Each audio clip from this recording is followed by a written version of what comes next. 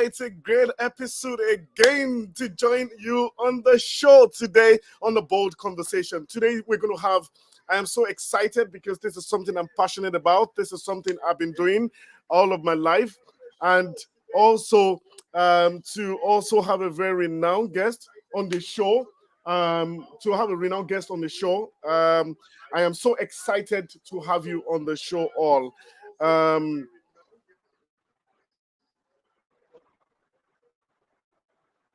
to have you on the show today.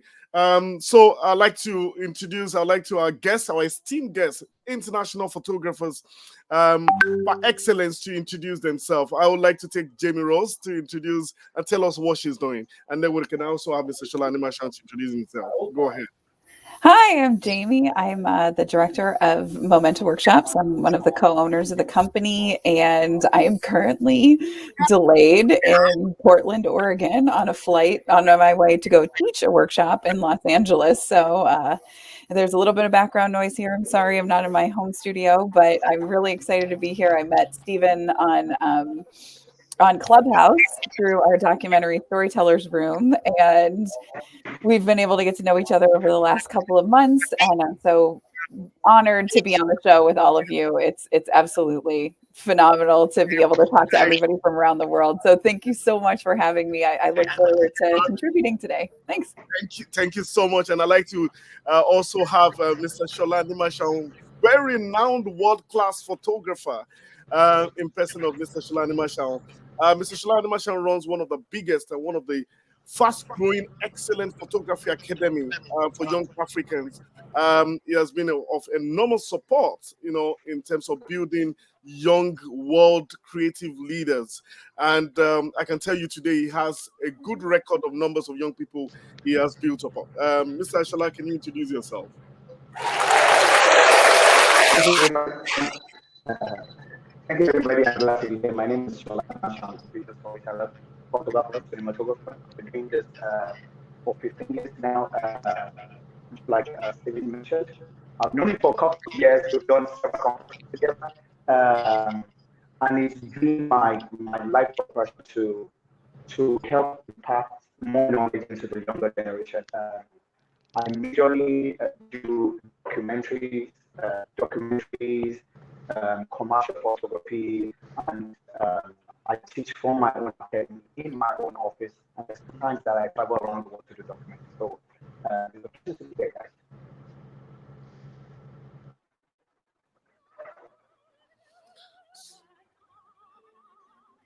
I guess we lost Mr. Shola right there. But in the course of that, also okay.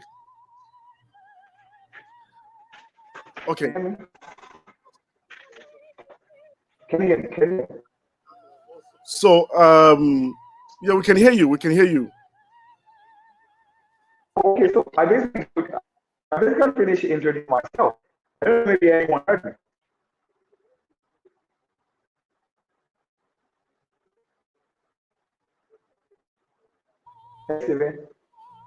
Yeah, we're here. So thank you, Mr. Shola. I guess we maybe you can help us check the audio, maybe sign in and sign out so we can have you good quality audio quality. We want to enjoy today's event. I'd like to also introduce also a well-renowned international photographer. I read his bio and I gave double kudos, double salute to him in person of Jonathan Cherry. I chatted with him up and he said, Stephen, I am going to be there. I'd like to say thank you so much for joining us today. Jonathan Cherry, can you introduce yourself for other young people across the world to know who we are having a chat with today? Hey, hello everyone, and Stephen, thank you so much for having me on. I'm so excited to be here, and I'm sorry that I was late and that I'm reporting from my car, which is something I have to do pretty often. I made the calendar reminder in a different time zone, and it didn't go over to the time zone that I was in. So, but here we are, and I made it happen, and I'm really glad to be here and speak with you and your wonderful audience. I'm a photojournalist and documentary photographer and videographer based in Louisville, Kentucky, United States. So it's northwestern Kentucky. And I cover a lot of emerging issues and conflict and extremism and agriculture, all kinds of stuff. Whatever's clever, as we say. in the Mid-Atlantic region of the United States. And I'm relatively new to the game. I got my first August of 2011, just kind of based off of necessity. There's a lot of underreported issues in my community that I felt were really important, and so, and that's what I did. I decided that I wanted to report on them, and the photos and the videos that I were making were gaining traction over a relatively short period of time because it was relevant to what was happening in the world.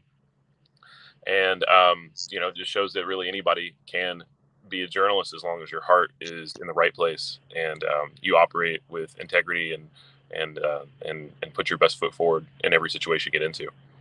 All right, so let's go into the conversation right now. I like to take it up to Jamie Ross and seeing the world overview. When a female wants to go into photography, the first question they'll ask you, why do you want to go into photography? The question I want to ask you, what prompted you to go into the creative industry? Wow.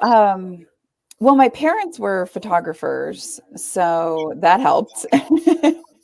There was always a lot of support of the arts in my family. When I was growing up, both of my parents had a wedding photography studio because my dad was a teacher at what we in the United States call high school, so that's like teenagers. And my mother was getting her master's degree, and so they had their summers available. And in the United States, summertime used to be when everybody got married, so that was a really convenient second income for them. And so there were always cameras around. This was way, way, way back in the day when people still shot film. So we had a dark room in our basement, and we were able to, I grew up with cameras being photographed, and my dad and mom practicing lighting on me and different, camera, film, lenses, all that good stuff. And then it just became something that was, what I thought would be a hobby. I didn't think it was going to be my profession necessarily. But then I was able to thankfully have some really great mentors and have some really great teachers who encouraged me to, keep pursuing photography and journalism. So again, I thought it would be something that I would do for fun while I was being a writer as a journalist. And then I realized that my heart was really in the photography side of it. So that was great. But I think, looking at the amazing people that came before me, and, I'm sure John probably feels the same way in the United States. Like, you think about these really incredible photographers and you see them in the newspaper every day, and it becomes a part of your daily routine. Absorbing all of that news, you realize suddenly, wow, I really want to be a photographer. And I think this is something that I'd really like to do. So, I think being surrounded by parents who were really supportive of being an artist and being creative was good. And then having really great teachers early on who made it accessible to be, expressing my creativity with photography. I would say that's how I got into it. Okay. The place of I want to ask this question from both of you. Maybe Mr. Shalani Marshall. You've mentored great world renowned photographers who are young Africans, and I've seen the selfless service that you have and passion that you have for the creative industry. The creative industry. I can mention one or two, three, four, five young people you've mentored. The place of mentorship in the creative industry. How important is creative? How important is mentorship? Is it a sensitive ball game? Can I just pick up my camera and buy my camera and then just boom, I am shooting when there's no place of mentorship? Do you think the place of mentorship is very sensitive in the creative industry? Okay, so thank you for having me one more time. Now, most of us started our photography journey buying a camera and taking pictures and showing other people. But then one of the reasons why I became mentors to quite a number of photographers now was because of my experience with my own mentor. Now, there were a lot of things that I didn't benefit from my own mentor. And I thought to myself that if I'd had help, maybe my journey would have been better. Maybe my story would have been better. Maybe I would have been richer. Maybe I would have been able to touch more lives and all of that. I didn't have an amazing experience with my mentors. You understand? So I thought to myself that um, can I be the kind of mentor I wish I had? And I told myself that why not? You understand? It is going to take sacrifice, and I'm willing to do that now. So when I started photography, I was using a point the kind of cameras that you call point and shoot. You understand? You freeze one direction, just press the shutter, it takes the picture for you. Now, then I had the opportunity of having the likes of Beyonce, Jay-Z, Busta Rhymes, Lakeem. I had the opportunity of taking pictures of international superstars like that while I was using a point and shoot camera. So I thought to myself that, what about if I really understand how to use the manual setting of a camera instead of using the automatic setting of a camera? Now, one of the photographers that I used to look up to when I had my first gig that was paying me quite a lot for the stage I was in photography, I ran to meet him and I told him that, oh, guess what? Beyonce is coming, Jay-Z is coming, Busta Rhymes is coming, Lakeem is coming, and all the international superstars, they're coming to our country. And I happen to be one of the official photographers. I don't know what to do. Can you show me the way? And the first thing my mentor told me was this: how much are they paying you? And I told him the fee. And the next thing he told was that I'm going to take 50% of what they're paying you. And I'm like, I want you to help me understand how I can create amazing images. And you're thinking about money. You understand? And that broke me. Do you understand? So I I told myself that if I have a way of helping people build portfolio, because see, you will realize in our own space that if you don't have a name in the industry and you're not someone or you're not particularly amazing and you don't have referrals, it becomes so steep for newbies to rise to the top. So I told myself that whatever level I am in, there will be newcomers that don't know Jack. Why don't I show them the ropes? Now, for my own academic, this is one thing that I do uniquely. When I have commission assignments, so basically we treat students from our own academy, we mentor them. Now, some of the stages we've made mistakes. You understand? Mistakes that cost us thousands of dollars, mistakes that cost us clients, mistakes that cost us peace of mind. When they get to that stage, we hold their hands and help them jump over that hurdle. If that was done for me when I was a younger photographer, my life would be easy. So the fact was that I didn't have it easy. Now the next stage for me is that can I make life easy for other photographers coming to the industry without string attached? So that became my lifelong mission. And basically what I do is this. I get to have commission assignments regularly. As a newbie photographers, you don't get to have that because you are not known. So for my own commission assignment, this is what I do for my proteges.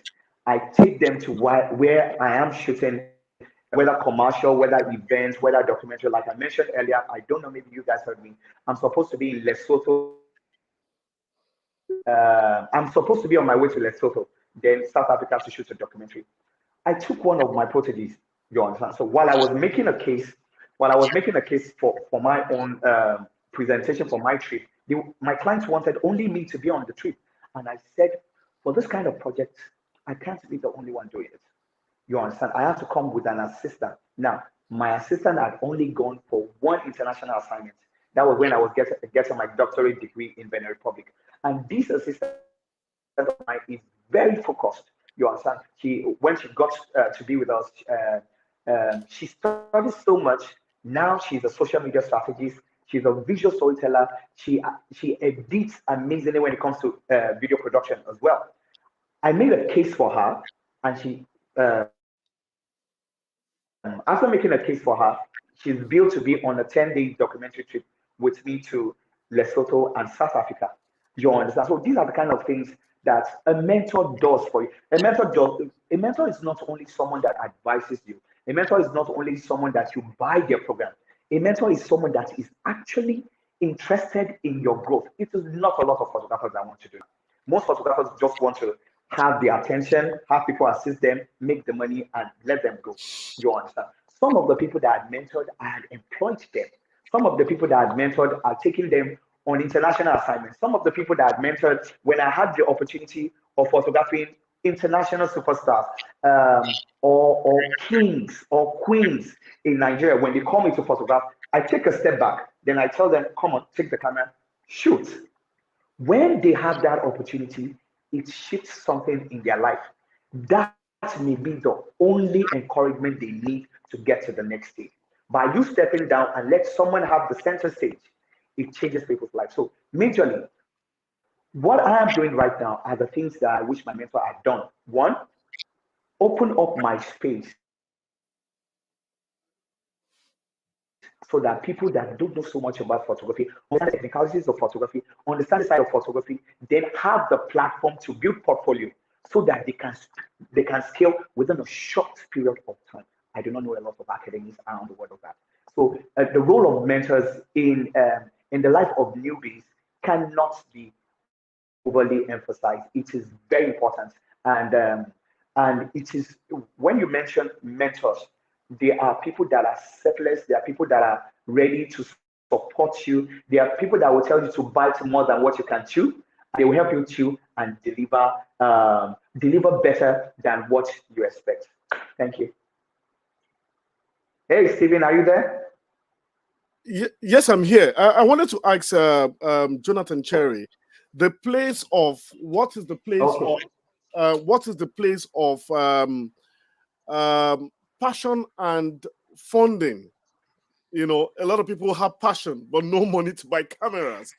You know, it, gadgets are very expensive to buy, to acquire as creatives, and but they have this burning passion. Yeah, I want to do this, but no funding to do this. You know, we young creative from Africa are not here. You know, they don't have availability to fundings, applying for but in the context of Africa. So what do you think? How do we balance up passion and funding? You know, Yeah, that's a really great question, and I can speak personally to my experience and kind of reiterate something that Dr. Sola mentioned earlier with the point and shoot camera. You know, there are a lot of really incredible photos that are taken. There's a lot of really amazing content that is made with the absolute top quality cameras and lenses and technology that's out there. However, some of the best photos that someone makes in a career is not going to be, with their nicest camera. It's going to be with their cell phone or with a point and shoot. That's what I started out with too. I started out with an old film camera whenever I first started shooting when I was about 14 or 15. But the first digital camera that I ever had that I practiced with was I think it was like a little Sony point and shoot. And I Wow. used house lamps, like desk lamps, to do lighting, and I was taking portraits of my mother, taking portraits of little products around the house, little trinkets here and there, just to build up those skills. And with those skills also came the patience to realize that I'm limited by the technology that I have, but I'm not limited in my creative ability. I'm not limited in my heart. Um, like when you don't have it is whenever you have to be the most creative. And you have to come up with some of those creative solutions. And I think that's really where you find out who you are as an artist. It's really how you find out who you are as a creator. And it's also extremely important because you start building up a collection of images. You start building up a portfolio that you can show to others. You can give them faith in your ability to create for them or for yourself, to tell a story, to sell a product, whatever it might be, because they see that you don't have everything that is needed to produce an incredible end product, but you're doing it anyway. And so I think that if you can show people that part, that the rest, as far as the funding goes, I have been very, very fortunate, and as we mentioned before, how important mentorship is. And this comment that's still up, few. I love this comment. Few are true mentors. Some are destiny killers. I love it because there are some people That's deep, man. that they will mentor you, but they might be jealous of you, or they might be, not in the best place themselves, and they have to be that mentor that they wish they had, growing up into it. And that kind of person will give you the opportunities to have, to build up a portfolio to the point where people want to start paying you for the work that you do. for the content that you create or the stories that you tell. And like I said, I've been very, very fortunate. I was discovered kind of early on in my photojournalism career. Like I mentioned before, I haven't been doing this for very long, but I also, I was relatively business savvy before, and before I to full-time photojournalism, I was a just part-time hustling photographer. It was every waking moment I could. I was out taking photos of birds. When I wasn't doing that, I was walking into businesses saying, "Hey, can I photograph your food? Hey, can I photograph this car? Yeah, will you all pay me?" So there's a level of tenacity that has to be there, because in the same way that, like, I'm not sure if y'all have ever heard the expression or a similar expression to, you have to make 1,000 bad photos before you can make your first good photo. You have to get turned down by a lot of people before someone finally says yes. You have to have a strong heart, and you have to be used to people telling you no. That makes all the yeses so much sweeter, though, because you remember how much you put your heart into all these times where people said no. Wow, I was ashamed of that. Man, I should have gotten that. I should have gotten paid for this. I should have been there. And finally do, but you got to keep going. It's one of those things. It's really a test. It's a test of your heart, and the funding will eventually come. Kind of going back into mentorship. If you can't get somebody who is older than you or wiser than you, or more established in whatever creative industry you're trying to get into, friends of that industry, it's really helpful, because those friends have mentors. And so whenever you hear a friend has gotten into a conversation with a mentor, hit them up and be like, "Hey, what'd you guys talk about?" Because that's really valuable for you. And also having friends, I mean, if you've probably heard the expression, if you're the smartest one in the room, you don't want to be in that room. Surround yourself with people that are smarter than you, and kind of take your ego out of it. And I've been known to be a pretty cocky, arrogant person. I don't really like being around people that are smarter than me. But in an industry like this, you will not get anywhere by surrounding yourself with people who aren't equally dedicated, passionate, or if not more so, dedicated and passionate and driven to succeed. And you can learn a lot from them just by being around them. And I'd say that's probably my primary advice, for at least for the mentorship, and then leading into funding. I'm not the best grant writer, but I have gotten a couple of grants.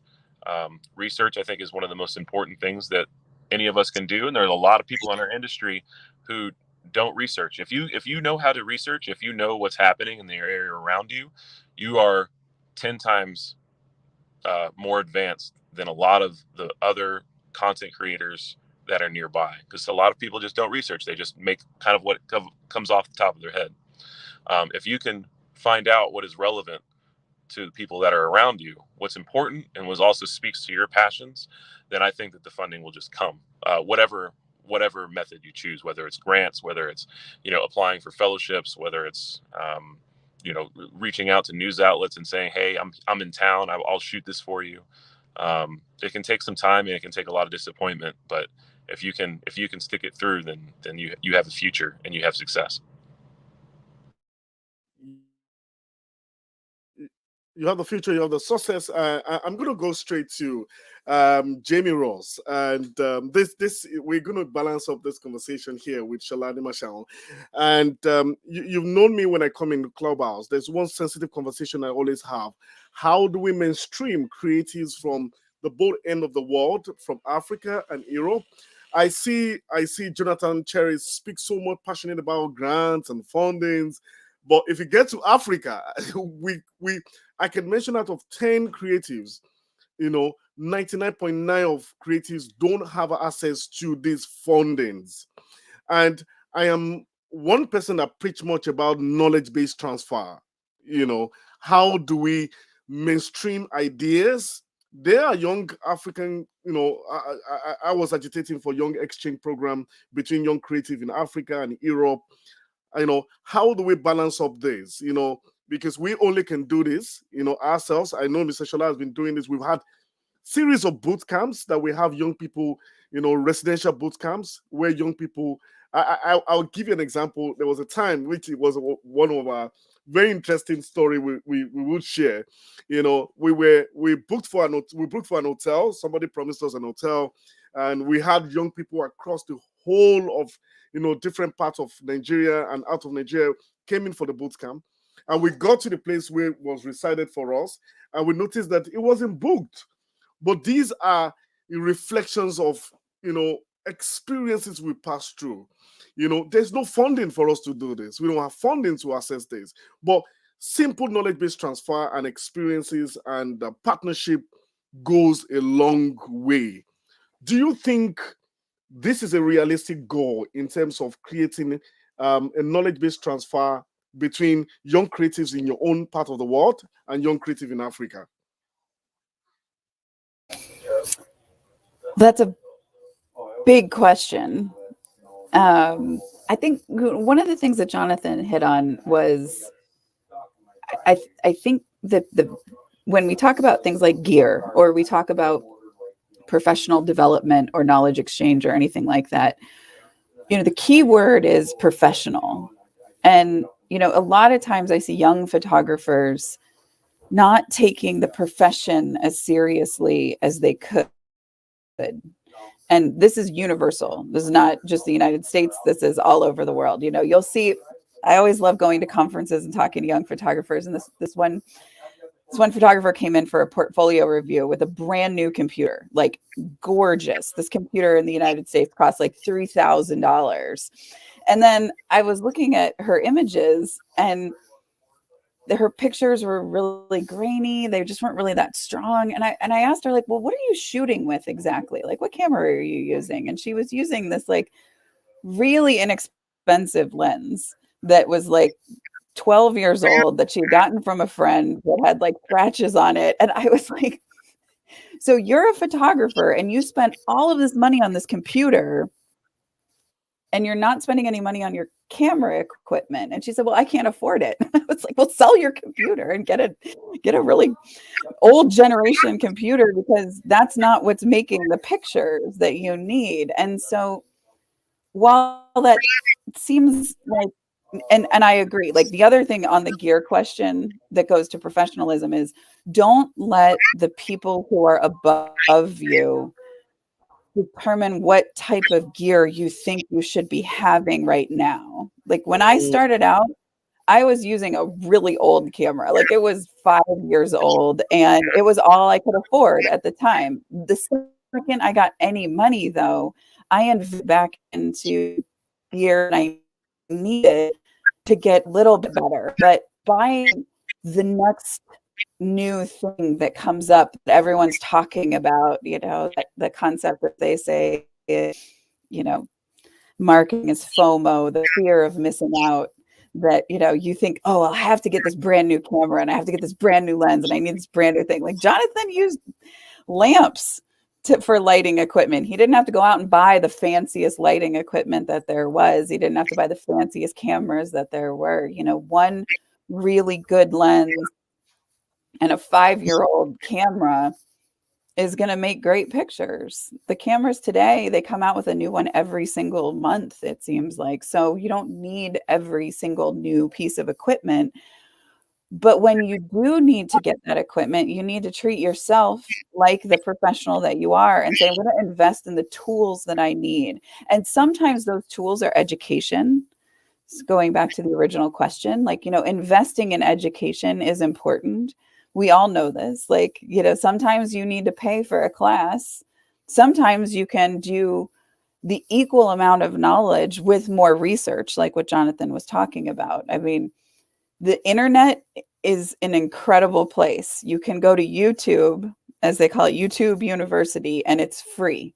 You can watch tons and tons of videos by amazing professionals around the world and learn all sorts of new techniques that you might not know for free. It just takes time. And I think that's one of the things that goes back into the concept of being a professional, is that you need to read books and you need to go online and you need to study people's portfolios. And like, Jonathan, I looked up your portfolio and I saw we were going to be on the show, and I was like, I want to know more about his work. And I want to be able to talk to you about what you do for a living and not just ask silly questions. I really want to get to know you and how you got to where you are. And I think that's one of the things that a lot of people in the that are just starting out in the industry necessarily understand that they have to invest the time. So I met my husband at photography school, and our dates on like Friday night when we would go out and have a date, we would go to a bookstore in our town and we would pick out all the photo books off the shelves that we couldn't afford. And then we would go sit in the corner of the bookstore and we would just study these books. And there was a coffee shop in that bookstore, so we bought coffee because that's what we could afford. And we would read these books as much as we could. And that wasn't really, the internet wasn't nearly like it was today. That was 22 years ago. So we didn't have all this access like everybody does today. But I mean, that's what we did in our spare time, is we studied and we tried to engage other photographers. And Stephen, I think one of the incredible things about you is that no matter what time of day these Clubhouse discussions are happening, you're showing up, you're there, you're having conversations with people, you're engaging them outside of Clubhouse. I mean, there's a lot of hustle that you have to do when you're just starting out to get yourself to that next level. But I'll tell you, like, some of the gear that I still own, I bought from other photographers because they were getting ready to upgrade their systems and they were, selling this gear. So that's how I would meet them. We'd meet them, we'd talk, and then I would say, I need a new flash because mine broke. Can anyone sell me their used one? Because I can't afford one that's brand new. And then we had that exchange. But it takes putting yourself out there. It takes getting in touch with other professionals. And especially, I mean, I agree with Jonathan, like, definitely surround yourself with people who are smarter than you, and surround yourself with people who are more successful than you, and ask them, what should I be doing? What should I be doing to get myself to that next level? How did you get that funding? No, I mean, don't ask people, can I please have your client list so that I can go and try to beat you? But it should say, how did you make sure that when you booked that hotel, they didn't cancel the reservation? And they'll say, did you have a contract? Did you pay money up front, or did you tell them you'd pay money after you were finished? You can ask these type of things and realize, oh, I didn't have a contract. I didn't have an agreement with them. I didn't get it in writing. And then you'd say, okay, this is how I can go about the next one. And so taking yourself seriously as a professional is one of the first steps. And then engaging with those other professionals is vital. And so it's podcasts and discussions like this and shows like this that are so important that people should be studying. And then if anybody who wants to get into this profession is smart, they're going to write to Jonathan or Dr. Sola and say, like, I'd really like to know how you do what you do. Can we talk? Can we hop on Skype, or can we hop on Zoom and maybe do a Clubhouse chat together? Or where should I go to learn? And ask all of those questions that gets you to that next level of being the professional that you want to be. That's my, yeah. Hey, real quick, Stephen. Go ahead. Can you tell me how many people are viewing right now? We have on the back end, we have 11, and that I think that should this should be a statistic from other. I should check the statistic from other channels too.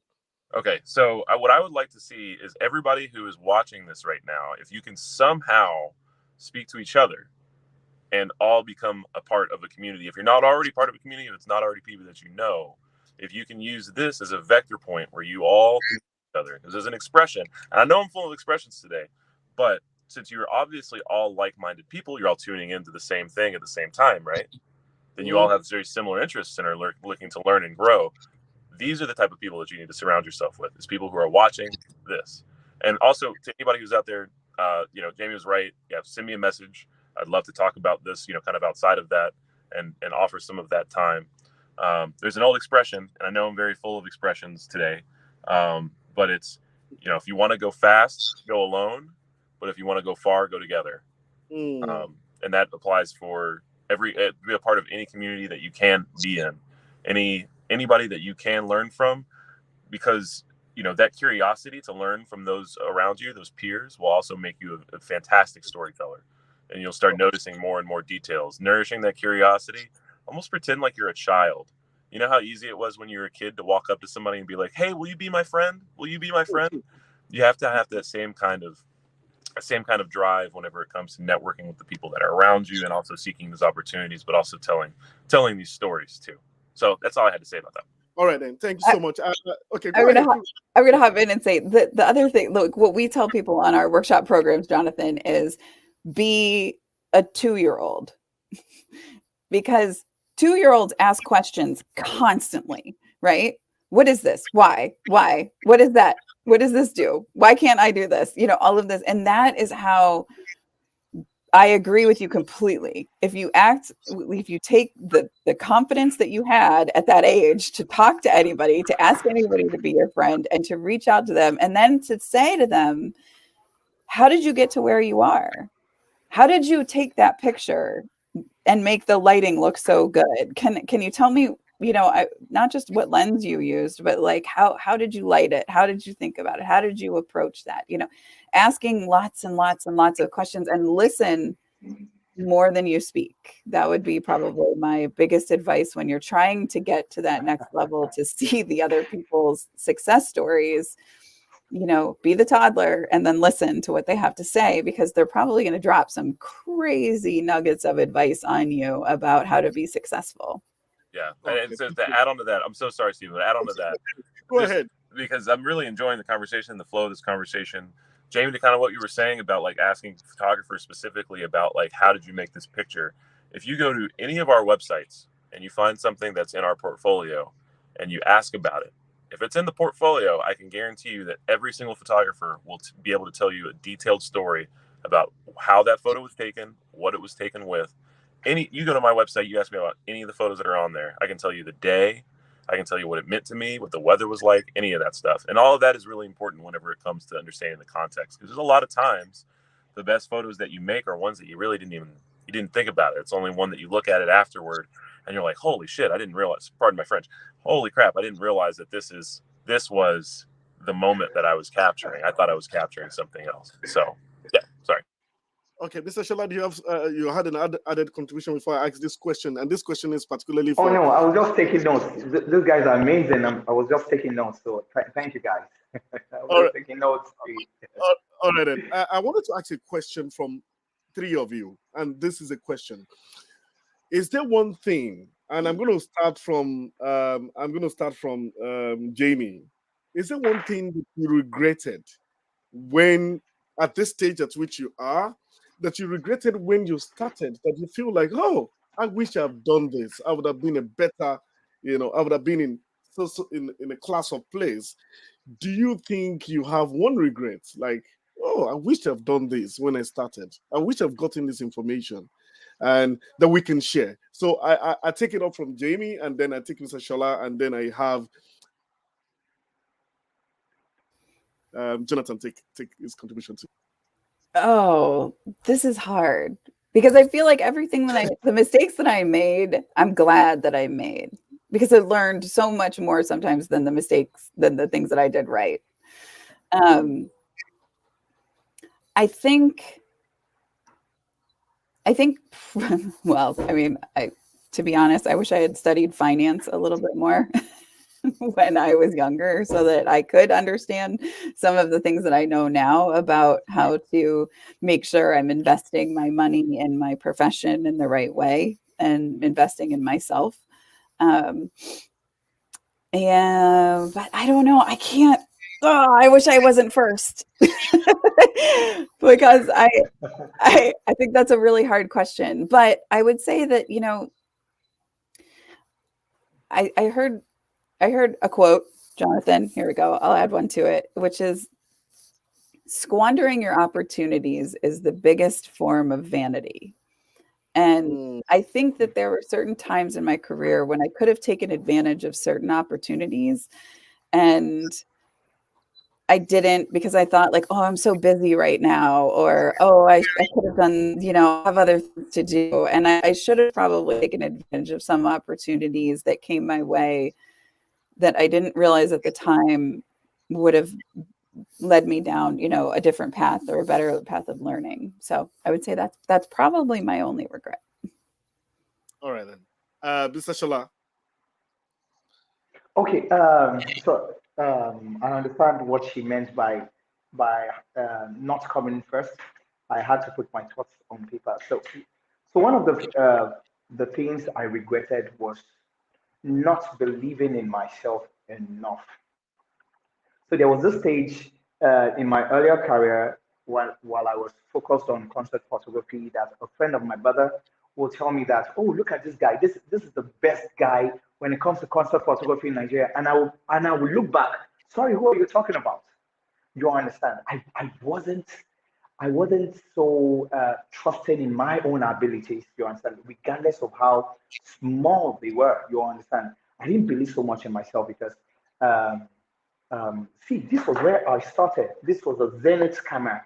This was how I started my own photography.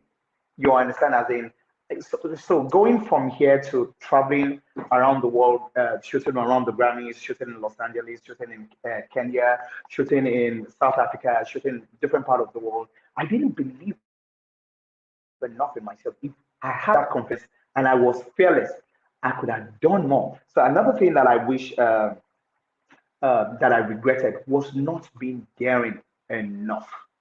You understand? It's not that I wasn't there, but then I was afraid, like, who will listen to me? Is my portfolio good enough? Then I had friends that when we work together for senior photographers or photographers that are more experienced, when they look at their own, when they have them as second shooter and they have me as a third shooter, they look at their portfolio. I mean, they look at what they've done and they pay them. Then they look at mine, then they know that, oh, okay, it's okay. So it took me time to take steps back, disassociate with people that were looking down on the things I was doing, believe in myself, told myself that regardless of how I am, even if I wasn't the best, I will try my best every time I hold the camera. So if I put my best to everything that I've done and it wasn't enough, come, it's still the best for me. You understand? I'm going to go with that confidence and take on any assignment that I do. Even if I wasn't the best in my field, I'm going to give my best.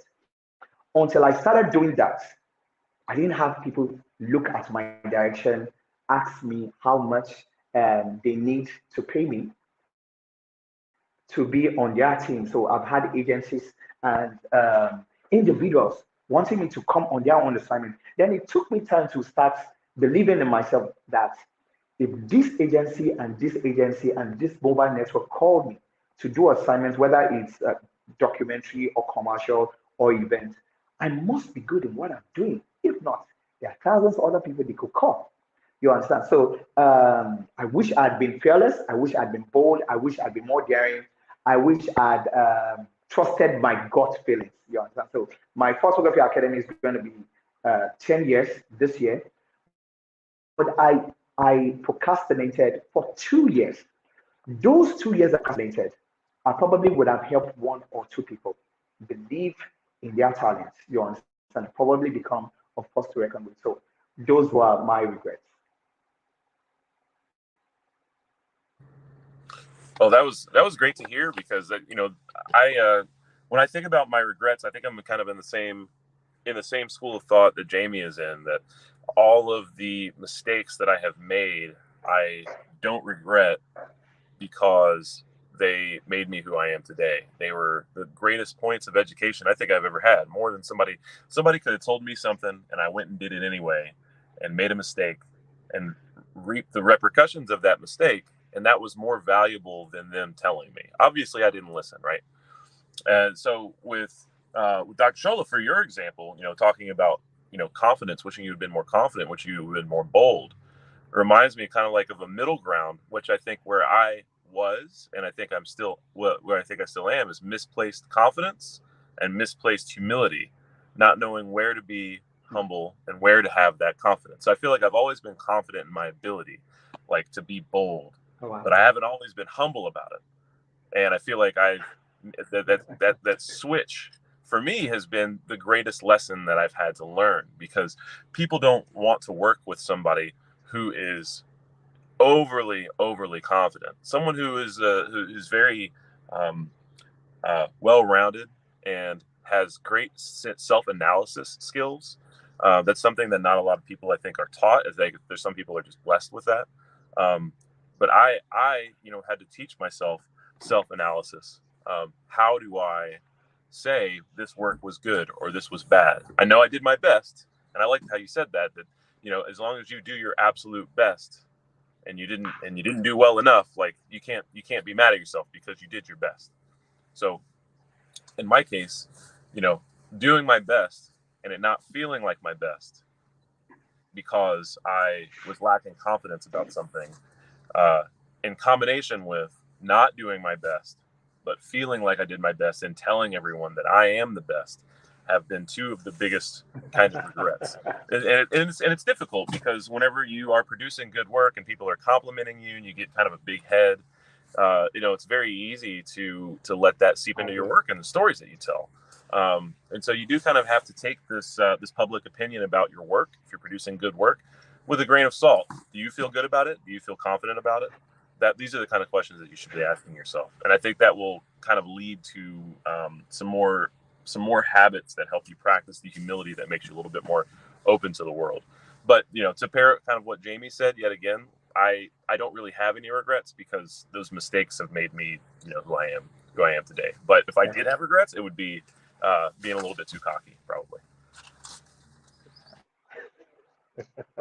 Yeah. So I love these that are you're honest about that, though. all right. Okay, thank you. These are questions people ask the people in the creative industry, and thank you so much, Mr. Shola, and for Jamie Rose and Jonathan Cherry. I think this you should also interface with some of the great students from the SAPA Academy. SAPA means Shola Anishaun Photography Academy, which Dr. Shola Anishaun is the. You need to see great minds. When they are on assignment, you need to see passion. Because one thing that I so much love him about is he creates that, he embeds that passion in them, because passion and skills, they're different things. You can have a skill without a passion. So you have to be able to balance up the passion and the skills. I'd like to say thank you so much on that. And I'd like to invite Jamie Rose and Jonathan Cherry to one of these days. If you're available, you can also do like an e-training for them, or speak to some of the students online. I could facilitate that, where you can also have opportunity to speak to these great students. So I want to ask a very important question: passion and money. This is the battle in the creative industry, and I see quite a number of young people get into photography. I see a lot of them because they could afford a camera, or because they lost their job, and they think that the only best way they can use to empower themselves is to buy a camera and go on the field and shoot. Whereas there is no passion that's driving them. How do we balance up this, the passion and the skills? Because I see quite a number of photographers out there every day, and sometimes people just say, "Oh, bring out your camera." Sometimes I don't bring out my camera aimlessly. Like I want to see something that interests me to shoot. And when I shoot, I shoot with, I don't want to use the word pride, but I shoot with pride, because I know what I'm doing. But when you get to events, you see quite a number of young people, and they do it in America. I've seen it done in Africa. When you see them, they're just doing commercial photography. Yes, you make money, but how do you do this?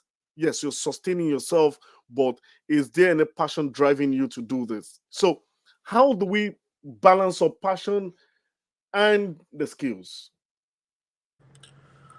I think for me personally, and this is the only perspective I can speak to, is there is no balance of passion and skills. It's pretty much all passion. The passion drives the skills. I am obsessed with what I do. I can't imagine doing anything else. That's all I do. All I do is look at photos. All I do is take photos. I wish that I had some other hobbies. I used to have more hobbies. But this is all I can really imagine myself doing really for the rest of my life until, I'm no longer able, until I go blind, what have you. And I think that if you don't have that kind of passion or something close to it, particularly with picking up a camera and going and putting yourself out there. Maybe you should be doing something else. There are a lot of really creative endeavors that don't have to specifically be behind the camera. There are a lot of really amazing people who work in the photography field who are not photographers as well. So if you're very passionate about photography, but you don't have the skills to, or you don't have the passion to increase your skills, maybe there's something else that you can do. Maybe you can direct, maybe you can model, maybe you can, assist other people in those things. But speaking of my own experience, this is something that that is an obsession to the point where I don't really know anyone else in this industry who is as passionate about what they do. And that's really the only people that I associate with, is people that are, it's dedication on a whole nother level. So hopefully that answers the question. Yeah, thank you. Mr. Shola, do you have anything to say? How do we balance up passion and skills?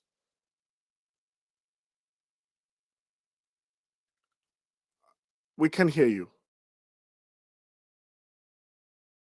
We can hear you. You have to unmute. Sorry. Okay, can you hear me now? Yeah, we can hear So you. personally, for me, it's not enough. So personally for me, it's not enough to be passionate. So I told you that I started with this camera. Actually, it's an analog camera. But then when I switched to digital, I found it easy to just take.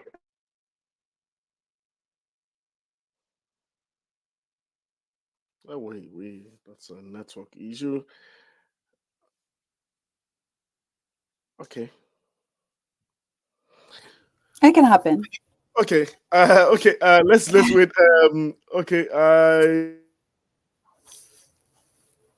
Jamie, do you want to do? Oh, sorry, not Jamie.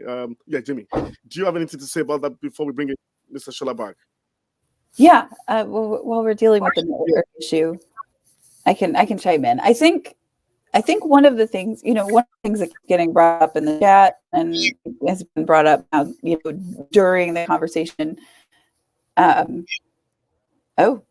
it appears my camera. Go ahead. Okay, there we go. Is that, the idea of funding, and where do we find paying clients that can help get our funding to make sure that our passion of photography, that is a very expensive career, can work. And so I think when we look at the concept of passion, I mean, Jonathan said it very, very well, in that he doesn't like to be around people who aren't as passionate as he is. And there are billionaires in Africa. There are millionaires in Africa. There are tons of Africans who are financially successful. So they were really passionate about what they wanted, but they also balanced that passion with the ability to make themselves successful too.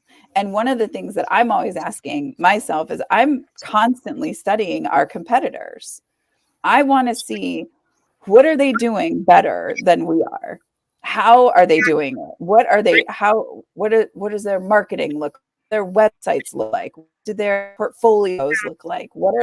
How are they talking about themselves? So I'm constantly studying the competition, but I'm also looking at my own work and our own work as a company from the perspective of the potential clients who would pay us. So how can I make us more desirable to them? How can I make my passion for what we do more clear to those people who have the resources to pay us what we know that we're worth? And so part of that passion, and part of the question of funding that I think keeps getting brought up, is, are you, as a creative person who's doing this as a job, and everybody knows, like, this is work. If it wasn't work, it would be called fun. So it doesn't mean that you don't have to love your work, and you should love it, especially in this industry, because we all have to work really hard. And every successful person out there, if you look at celebrities, right? Look at, like, I don't know if you guys saw the movie John Wick that had Halle Berry in it. Halle Berry is like, what? She's 58 years old or something like that. She had to work out every single day for 9 hours a day with a trainer. She had a special diet. She had to do all this stuff for like 6 months just to get ready to play this role. That's passion. That's dedication. She was so committed to that role that she was willing to change her body and her routine and her family and everything that she needed to do just to follow passion. And there's no difference between that and photography that we do. It takes sacrifice, it takes commitment. And I'm so sorry. As I told you guys before, I'm in an airport, so it's kind of like loud and crazy around here. But I think the passion we need is the passion to be a success and to make sure that when we are working, we're fighting for the right money that we should be getting. We're not doing things for free just because somebody thinks that our value isn't worth anything. We aren't taking jobs that we know people are going to take advantage of us. You know, we're putting ourselves out there with that passion, but we're also respecting ourselves and treating ourselves like the business that we are and the professionals that we are. And we're valuing in ourselves the sacrifices that it took to get to where we are right now. And I think that that's a really important thing when we're talking about, you know, the access to resources. I'm not going to go to students in university who have no money, because I didn't have any money back then. I mean, maybe a handful of millionaires' children might, but I'm not going to go to students and try to market my talents to them. What I want to do is market myself to those millionaire clients that need quality work. And the flip side, they're going to expect, if I'm marketing my skills to them, I'm talented enough, I'm exceptional enough, and I'm professional enough to give them the quality that they expect. And I think that's where passion, professionalism, and drive all come together to find those clients and to find that funding that will make you the next level of professional success that you're looking for. So welcome back, Dr. Sola. I'll pass the microphone to you, as they say in Clubhouse. Dr. Sola, going by you were supposed to just render a submission the other time. You can go ahead right now, and then we take the last question, and then we're getting to the end of the show, and so go ahead. Okay, so what I was saying the other time was, what you asked was, how do you balance passion and skills? So when I started, I was so passionate about what I was doing, but then my skills were limited, but I was so passionate. Now, all I was doing that time was point and shoot. When immediately I got into digital photography. Now, there was a particular client that I met that will probably give me one of my first breaks in photography. When I got to the client, he told me to present my portfolio. Now, I presented my portfolio. He saw my concert photography, and it was like, concert photography is easy to do once your lighting is right. And I looked at him like this, and I'm like, who on this planet is this guy? Then the next thing he told me was that, show me other portfolios that you have. I showed him my wedding portfolio, and it was like, what aperture did you use for this particular picture? That time, I was like 3 years into serious photography, and I never heard the word aperture. And it's like, if I were you, I would use aperture 2.0 for maximum depth of field. And I was like, but then I had amazing portfolios that he agreed to. You understand? So I showed him some of my recent portfolios, and the next thing he told me was, can you show me your studio? Okay, no. I had another client that I did presentation to too. And by the time I showed him my portfolio, he told me to show him my studio photography portfolio. I showed him, and he was like, can you show me your behind the scene? I want to see your behind the scene. And I'm like, why would a client be asking me for behind the scene? You understand? And I showed him, luckily, I do documentaries of behind the scenes that I have, from videos to photos and all of that. And that particular time, I could not afford to buy a reflector. So what I did was that I had A4 paper, white paper stuck on carton that I was using to bounce back the light. And when he saw some of my pictures, he was like, "What were you doing with this set of white papers?" And it was like, and I was like, "Light travels on a straight line, and it hits a reflective surface, it bounces back." And he was nodding, and he was like, "Show me more of your behind the scene." Now, it will amaze you that the first guy that I was talking about is a first class graduate from Harvard University, and I did not know. I was presenting to someone that knows about photography that I knew that time. Now, he gave me the job. And from that assignment he gave me, I ended up doing some of the top carnivals in Lagos, Nigeria, and stuff like that. Now, you can be passionate and not have the skill, but it Mm. is your own responsibility once you've found what you really love to do for the rest of your life to find a way to be skillful so that at the end of the day, you can bring in the money with your dedication. Because just like she mentioned that passion is what we need. Passion is what we need to be successful. You understand? If you're passionate, you want to make money from your passion, from your dedication. You want to be able to wake up at any time you want and have good money in the bank account that you take your family on vacation. You understand? You want to be successful. Doing then, skills takes the conversation to a whole new height. So imagine a client that is a multimillionaire. You understand that is asking, that is having conversation with you and was discussing with you on places that you have been to, the kind of lighting setup you use particular picture because the fact that they are millionaires doesn't mean that they are not passionate about photography or it doesn't mean that they are not photographers as well. You understand? They are musicians that I heard that Kenny Rogers does photography or something like that. Amazing photography. You understand? So skills takes your passion to a whole new height. You understand? And so when you're having conversation with people that have the kind of money you want, you are able to convince them confidently that you're the right guy for the job and you should be well paid for your skill level. I hope that answers your question. All right. Thank you so much. We're going to the last part of the show. I'd like to ask one thing. One thing you think if you are given a platform to convince a young person in you who want to go into the creative industry, what are the major maybe 5 bullet points that you think that these are striking step by bullet points you need to teach this young person that will go the rest of his life? So I like to start with Jonathan Cherry, then I go down to Mr.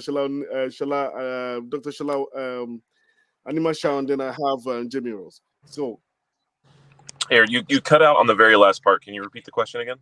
so I said if you find a young person who have interest to go into photography as a whole, to go into photography industry, what are those 5 bullet points you think that these are life-changing bullet points from your own experience that you think that bam, you need to embed into this young person that will change his life around or that can make him gain speed in the profession?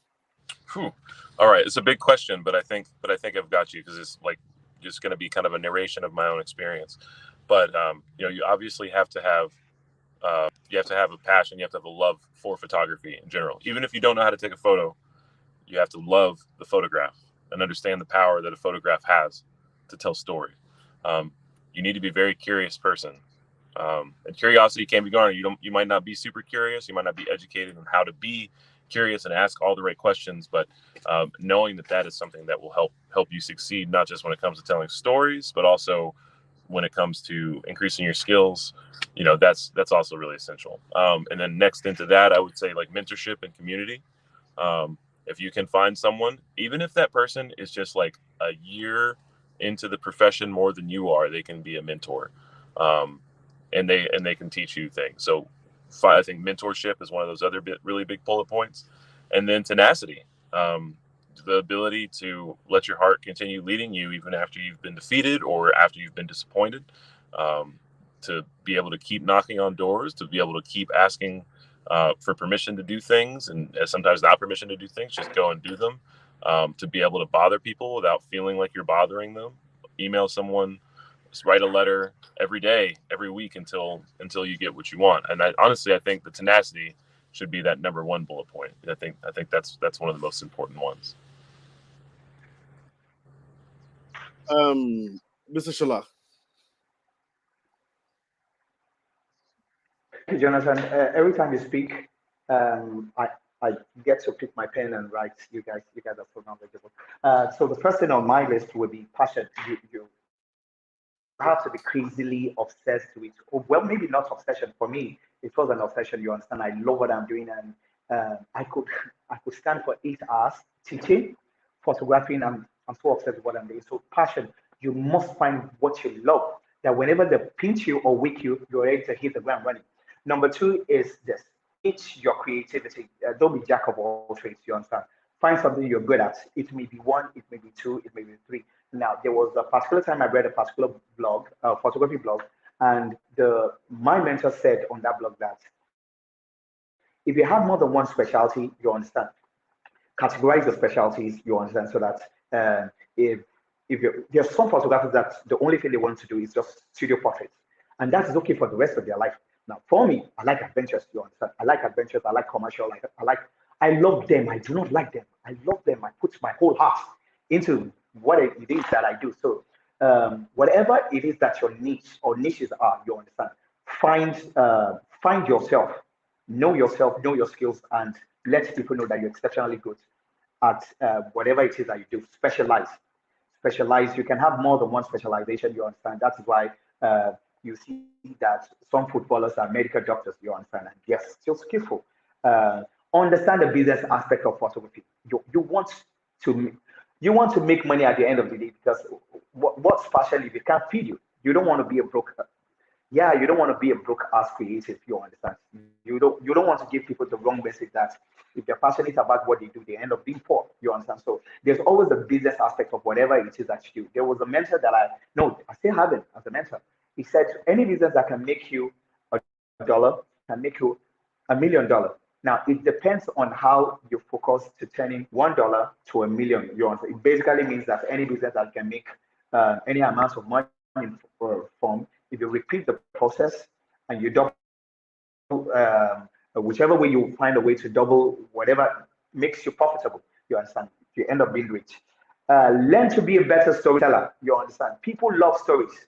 Beyond the pictures, people love stories. When you post pictures, they are amazing, but then when you read the story behind them, you understand. For every picture that I create, I document my process. You understand? The flight I missed today, I have recordings. You understand? I had recordings. I had things listed off. You understand? So by the time I get to the location I'm going, you understand, I could write about my disappointments. You understand? And people can learn from such disappointments.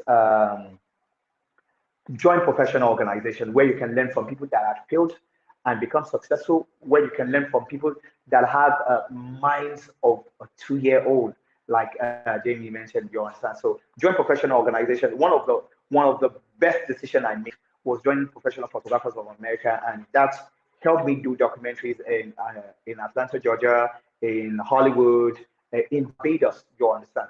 Just because someone shared the information that if I join Professional Photographers of America, I will be invited for a conference in America, and I can have opportunities for photographers internationally, and that opened up. I hope that helps whoever is watching and listening to this later on.